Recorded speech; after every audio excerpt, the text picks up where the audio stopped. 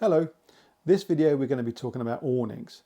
Now essentially there's two types of awning. There's the poled awning and then there's the blow up awning. We'll be concentrating on the poled awning in this video, and I'll start talking about the blow up awnings and the pluses and minuses to those in the next video. So the poled awnings have been around since year dot essentially. There's an awning rail on the side of the caravan and what's called a cader actually on the material of the awning, and that slides in the rail and goes all the way around across the top and back down to the other side of the caravan, and essentially gives you the space of the caravan again but outside. So it gives you some really good outdoor living space. So you've got the canvas, and then you've got a section of poles that you can put up, which gives you that extra space. So obviously you can use that space how you like. Most people use it for outdoor eating, so you've got table and chairs out there. It's great for getting in and out of the weather, so you don't have to step straight into the caravan with wet jackets and boots and things. So you can obviously step inside to the awning, take off your jackets and your shoes before you go into the caravan. Obviously it's great for dog bowls and crates and things like that. So anything you can think of that you want to use outdoor space for, you can. The awnings, you can kind of remove the sides and the fronts, so in the decent weather you can kind of remove those, and it gives you some sunshade as well, and kind of it moves the caravanning outdoors into a bit more of an outdoor feel. So they're really good to have. As the customers were using the awnings a little bit more, they didn't really want to put the full awning up. So if you're going away for just a weekend, to put a full awning up was a bit of a chore. So what people wanted was a porch awning. So the manufacturer started making smaller awnings that just went over the door. So you still had the advantage of being able to kick your shoes off and take a jacket, wet jacket off, and then maybe have a dog bowl outside, but you weren't putting the whole awning up.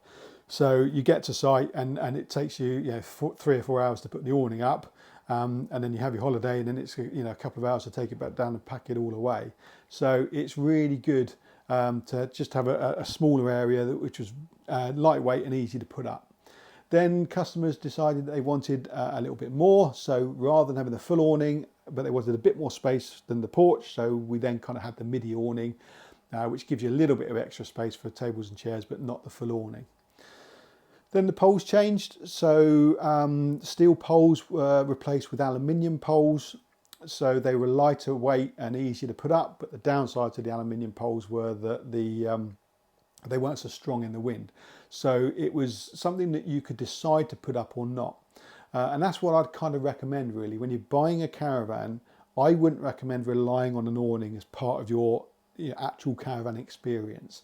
So the awnings are great, but on that holiday you go on where the weather is not great and you think, oh, I really don't want to put the awning up. If you had to put the awning up, then you're tied to doing it. So say you had extra teenagers that you wanted to have annexes on the side of the awning for, and that's the only place they could sleep, you're going to have to put it up regardless of what the weather's doing. So I always recommend going for a worst case scenario layout. So if everything goes completely wrong, will that layout be able to get everyone into the caravan and be comfortable without the use of the awning? So the awnings are great, but I wouldn't recommend using them as part of your caravan experience, like I said. So then the poles changed to aluminium. People wanted a bit more strength but still lightweight, so I think Isabella brought out the fiberglass pole, which was very good as well. So as the customers' needs have changed, so the manufacturers have kind of come along and changed the awnings. The materials changed because a lot of people were putting awnings up for a long period of time. So we have a lot of seasonal pitches down here. So someone will put an awning up in Easter and then leave it up all year and take it down in October. Well, the traditional awning, the older awnings, didn't really like that very much. There's things that needed to change with those seasonal awnings, like the ventilation. So at the early part of the season and late part of the season, if you've got the awnings up for long and you've got some heating in there, then you get quite a lot of condensation. So the ventilation had to be better.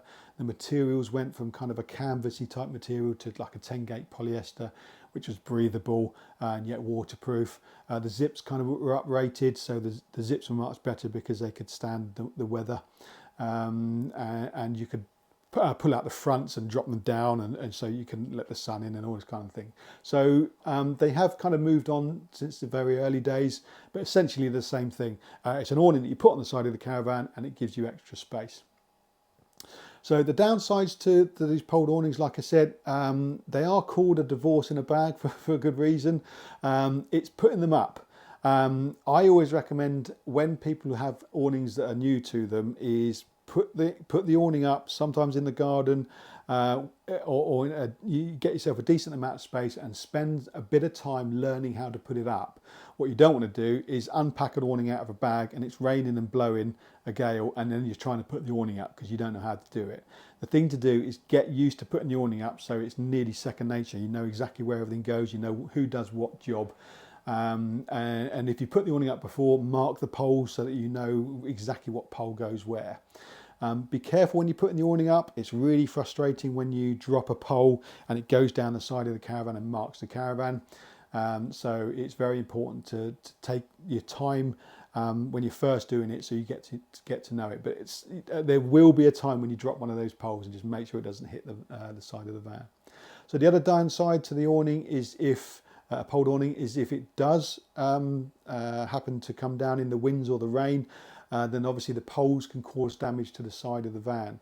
Now, I've lost count of the amount of jobs we've had to do where we're replacing windows or repairing sides of vans because the pole's gone through it or marked it, and you can see little dents where the wind's kind of gone up against the side of the van. So that's the biggest downside to the poled awnings, is if they come down, they can make a right mess. So that's why I don't recommend using it as part of your caravan experience full time. Make sure that you can get everyone in the caravan so you don't have to put that awning up in that horrible weather. Also weight, they can be heavy, so you've got to pack everything away and then put it in the caravan, so it's part of your payload. So they can weigh up to 30 kilograms sometimes with the poles and the awnings put together. So you have to, if you're transporting that in your caravan, you have to rely on that. You can put it in the car, obviously, so that doesn't then take up part of your payload, so you can keep it in the car. So yeah, they are very good. Sizing, it's very important to get the right size on a poled awning, especially when you go for the full awning, because they fit very specifically. Now, if you speak to the manufacturers, they will say that you want the top end of the sizing. What that means is there's an A measurement. Now, the A measurement is from the floor up round the awning, back down to the floor again, and that will give you what they call the A measurement. So the best way to do that is get a bit of string, put it at the floor, run it around the awning rail, back down to the floor again, and then measure that piece of string.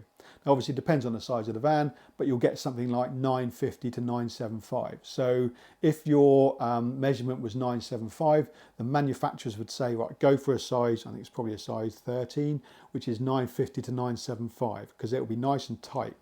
And the importance is, if you can get the awning nice and tight, that's the best way to have it, so that the rain will bounce off it and the wind will kind of go around it. It's when you start to get flapping, that's when you get a problem with the awnings. So it needs to be tight. Now, that's great if you know you've got a level site, and each site you go to is going to be level. Now, obviously, if you go to different caravan sites, there'll be different gradients, so you may need that a little bit extra. I always recommend going for the higher one. I think it's better to have a little bit extra, especially if, again, you don't need to put it up. If you go to a site which has got a bit of a slope to it, if it's absolutely bang on, you've got no extra there to play with. So I recommend going for the higher one. So if it's 975, I would go to 975 to 1000. And then that will, 9 times out of 10, that will give you a little bit extra material that you can use to peg the awning down. If it's dead tight and the van isn't dead level, and the pitch isn't dead level, then you're going to be in trouble. Also with seasonals, I always recommend putting the van on the seasonal pitch first. I've done this a few times where customers have bought awnings for the size of the van, then gone to the seasonal pitch and realised they've actually had to lift the side of the near side of the caravan up to get it level. Well, of course, that then pushes the A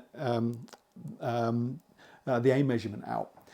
So I recommend going to the site leveling the caravan up, then measuring the awning and getting the awning to fit that particular pitch. Because if you're going to be there for a few years, then you want that awning to be able to fit that caravan on that pitch. There's no point having an awning that's not going to fit there, because you can't use it. The downside to that is if you do move pitches, it might not fit. So you kind of got to balance up the pluses and minuses for that. Are you going to be there for a long period of time? Is it worth getting an awning that's going to fit that particular pitch? Or are you going to be moving on at a later date? So that's something for you to decide. Yeah, when you put it up, you've got to make sure that it's tight, make sure that the sides are tight, the roof's tight like a drum. If you can get it as tight as you can, then the rain isn't going to form. So what happens is a lot of people think it's the wind that brings the awning down, which it does. But if the roof isn't tight, if you've got a pool of water pooling on the top, you get 1 bead, 2 beads of water, 3 beads, and then it starts to sag, and then it just gets worse and worse. And then you get a big dip of water, and that's the weight eventually brings down the awning due to the fact that the poles can't survive it. Then even if you do get there and be able to save it, the problem is that the material actually stretches and you can never get it tight again.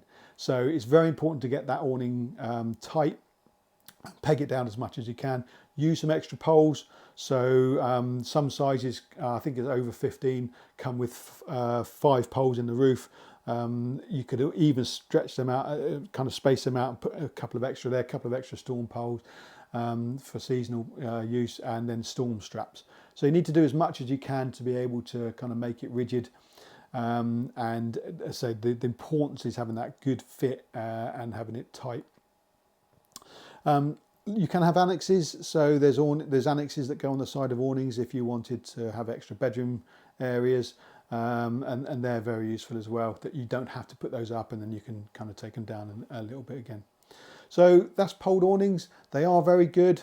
The downside is having to put them up. So make sure that you've got the right awning that suits your situation. It's the same with the caravans really, is have a think about how you're going to be caravanning and then get the right awning to suit that.